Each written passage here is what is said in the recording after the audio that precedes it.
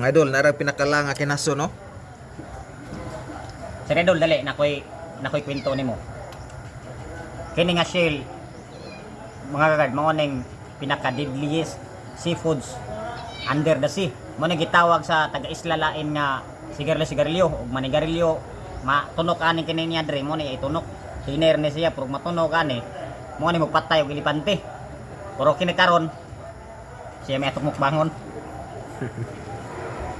Usa ka tusok ani mga idol. Usa ka tusok.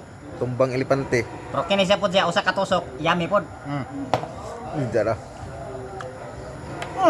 Lami man di ay. Mau deng lakay we arang nami man day ni.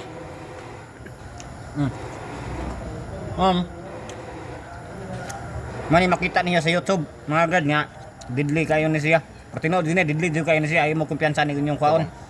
Ayaw mo guntar yung inyong kwaon kay nara na iyahang kuan diri. Isda ani matusok na nang gamay ang isda ni na patay.